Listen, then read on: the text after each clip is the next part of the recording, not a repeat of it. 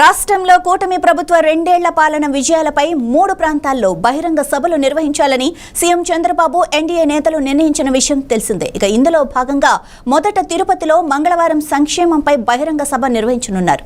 Tirupati rural మండలం దామినేడు వద్ద ఇందిరమ్మ గృహ సముదాయం పక్కనే ఉన్న ఖాళీ స్థలంలో సభావేదిక ఖరారైంది. ఈ సభకు సీఎంతో పాటు deputy CM Pawan Kalyan, BJP రాష్ట్ర అధ్యక్షుడు మాధవ్, కేంద్ర మంత్రి భూపతిరాజు శ్రీనివాస వర్మతో పాటు మంత్రి లోకేష్, జిల్లా ఇన్ఛార్జి మంత్రి అనగాని సత్యప్రసాద్, ఇతర మంత్రులు, ఎమ్మెల్యేలు హాజరవుతున్నారు. దామినేడు వద్ద సుమారు 14 ఎకరాల్లో బహిరంగ సభ నిర్వహించనున్నారు. ఇక 3 ఎకరాల్లో పార్కింగ్, ఓ ఎకరంలో 20 ఫుడ్ కౌంటర్లు, మిగిలిన 10 ఎకరాల్లో సుమారు 15,000 మంది కూర్చునేలా ఏర్పాట్లు చేస్తున్నారు.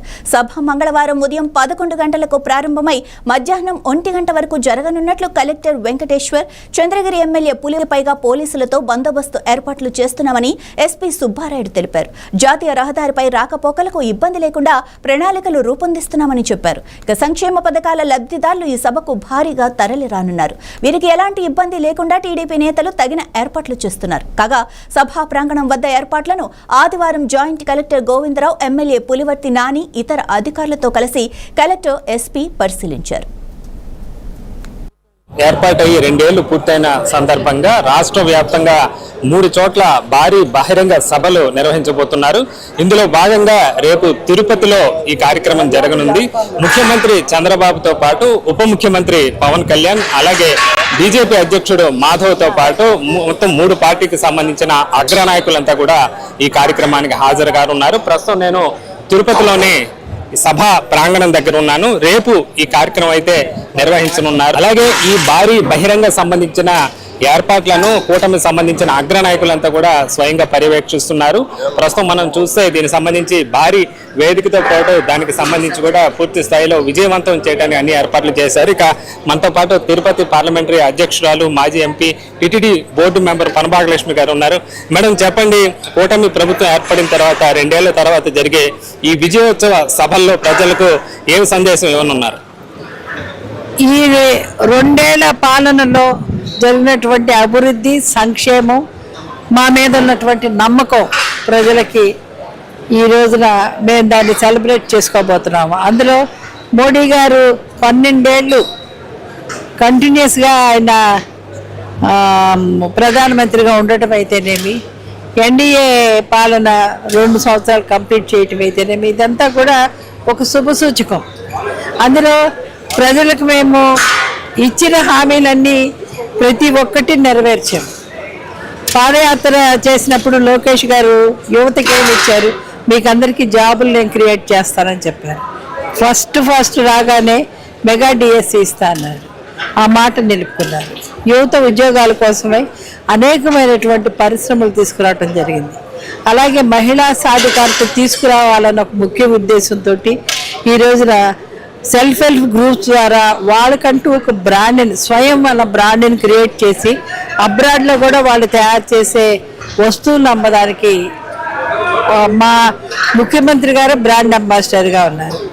అదొకటి. మాది మహిళా పక్షపాతి ప్రభుత్వం అనడానికి నిదర్శనము తల్లికి వందనం ద్వారా పిల్లలు చదువుకోవడానికి 15,000 చొప్పున వేయడం అయితేనేమి, స్త్రీ శక్తి ద్వారా మహిళలకి 3 గ్యాస్ సిలిండర్లు ఉచితంగా ఇవ్వడం అయితేనేమి, లేకపోతే ఉచిత బస్సు సౌకర్యాలు ఇవ్వడం అయితేనేమి, అంతేకాకుండా మహిళలకి ఇప్పుడు మొట్టమొదటిసారిగా రాజకీయాల్లో 33% రిజర్వేషన్ కూడా అనౌన్స్ చేసిన పార్టీ తెలుగుదేశం పార్టీ.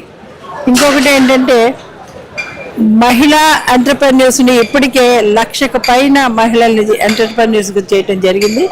మా ధ్యేయము ఈ 5 సంవత్సరాలు 5 లక్షల మంది మహిళల్ని పారిశ్రామికవేత్తలుగా తీర్చిదిద్దాలన్నదే మా చెప్పండి. 3 ప్రధాన ప్రాంతాలు మన ఉత్తరాంధ్ర కానీ, ఆంధ్ర, ఇటు రాయలసీమలో ఏర్పాటు చేస్తున్నారు. 3 చోట్ల ఏర్పాటు చేయడానికి కారణం ఏంటి? తిరుపతి నుంచి మొదటి సభ పెట్టుకోవడానికి సెంటిమెంట్గా భావిస్తున్నారు.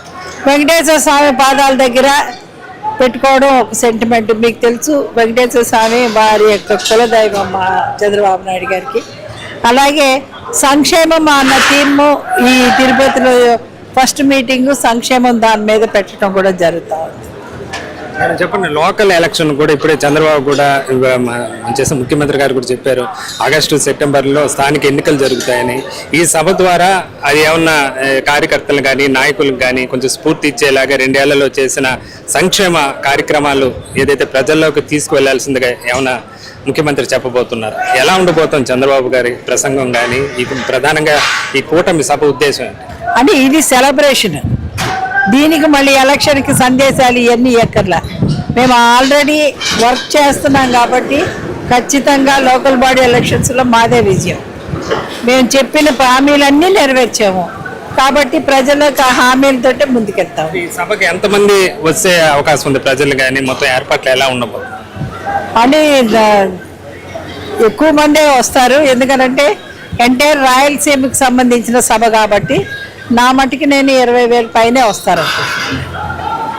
పనబాక లక్ష్మి గారు చెప్తున్న పరిస్థితి అయితే ఉంది. దాదాపు 20,000 మందికి పైగా హాజరయ్యేలాగా వాళ్ళకి ఎలాంటి ఇబ్బంది లేకుండా కూడా ఇక్కడ ఏర్పాట్లు చేస్తున్నట్లుగా చెప్తున్నారు. మనం చూస్తే సభా వేదిక మనం చూస్తున్నాం. ఈ సభా వేదిక సంబంధించి ముఖ్యమంత్రి చంద్రబాబుతో పాటు ఉప ముఖ్యమంత్రి పవన్ కళ్యాణ్, అలాగే బీజేపీ అధ్యక్షుడు మాధవ్ లాంటి ఇతర నాయకులంతా కూడా సభను ఉద్దేశించి ప్రసంగించనున్నారు. రాష్ట్ర వ్యాప్తంగా మొత్తం 3 చోట్ల ఈ బహిరంగ సభలో ఏర్పాటు చేయనున్నారు. ఈ 2 ఏళ్లలో ఏదైతే కూటమి ప్రభుత్వం సాధించిన ప్రగతి కానీ సంక్షేమ పథకాలు అభివృద్ధి కార్యక్రమాలు ఏమేమి అమలు చేస్తున్నాయో అవన్నీ కూడా ప్రజల్లోకి తీసుకువెళ్లేదానికి ప్రధాన ఉద్దేశంగా ఈ కార్యక్రమం చేపట్టనున్నారు. ఇప్పటికే రాబోయే ఆగస్టు సెప్టెంబర్ నెలల్లో స్థానిక ఎన్నికలు దాదాపు ఖరారైనట్టుగా తెలుస్తోంది. ప్రస్తుతం ఈ సభల ద్వారా రాష్ట్ర వ్యాప్తంగా ప్రజల్లోకి వెళ్ళి ప్రజలు ఏదైతే ఆ స్థానిక ఎన్నికలు కూడా సిద్ధమయ్యేలాగా ఈ కూటమి పార్టీలు సిద్ధమవుతున్నట్లుగా తెలుస్తోంది. మొత్తం మీద ఈ 2 ఏళ్ల వ్యవధిలో ఏదైతే కార్యక్రమాలు చేపట్టారో దానికి సంబంధించి ఒక విజయోత్సవ సభగా కూటమికి సంబంధించి కూడా ఈ సభల్ని ఏర్పాటు చేస్తున్నట్లుగా తెలుస్తోంది. మొత్తం మీద ఏడుకొండలవాడి సన్నిధిలో మొదటి సభ ఏదైతే శ్రీవారి పాదాల దగ్గర ఒక సెంటిమెంట్గా ముఖ్యమంత్రి కులదైవం అయిన వెంకటేశ్వర స్వామి వారి పాదాల దగ్గర మొదటి తిరుపతిలో బహిరంగ సభ నిర్వహించనున్నారు. అనంతరం అమరావతి, విశాఖ లాంటి చోట్ల కూడా అంటే 3 ఉత్తరాంధ్ర, రాయలసీమ, ఇటు ఆంధ్ర ప్రాంతం 3 చోట్ల కూడా ఈ సభలు పెట్టాలని చెప్పి కూడా ఇప్పటికే నిర్ణయించడం జరిగింది. మనం చూస్తే మొత్తం సభకు సంబంధించి కూడా భారీ ఏర్పాట్లు జరుగుతున్నాయి. మొత్తం ఇక్కడ 15,000 నుంచి మొత్తం 20,000 మంది సిట్టింగ్ కెపాసిటీ ఉండేలాగా ఇక తిరుపతిలోని దామినేటి ప్రాంతాన్ని తీసుకోవడం జరిగింది. అలాగే మొత్తం 14 ఎకరాల్లో ఒక 4 ఎకరాలు పార్కింగ్, ఇతర సదుపాయాలు పోను మొత్తం 10 ఎకరాల్లో ఇటు సభా వేదికతో పాటు ఇటు ప్రజలు కూర్చునే ఈ ప్రాంతాన్ని కూడా ఏర్పాటు చేసినట్టుగా తెలుస్తోంది. మొత్తం మీద మొదటిసారిగా ఏదైతే తిరుపతిలో ఈ 2 ఏళ్ల కూటమి ప్రభుత్వం అనంతరం మొదటిసారిగా ఈ కార్యక్రమం ఇక్కడ బహిరంగ సభ సిద్ధం చేస్తుండటంతో ఎలాగైనా దాన్ని విజయవంతం చేసేందుకు 3 పార్టీ నాయకులు శ్రమిస్తున్న పరిస్థితి అయితే ఉంది. మొత్తం మీద విజయోత్సవ సభలతో కూటమి ప్రభుత్వం స్థానిక ఎన్నికలకు సిద్ధమవుతున్నట్లుగా కూడా చెప్పుకోవచ్చు. మొత్తం మీద ఇది తిరుపతిలో రేపు జరగనున్న ఏదైతే కూటమి ప్రభుత్వం 2 ఏళ్లు పూర్తయిన సందర్భంగా తొలి విజయోత్సవం సంబంధించి ఏర్పాట్ల పరిస్థితి. కెమెరామెన్ అరుణ్తో వర్మ, 9+ న్యూస్, తిరుపతి.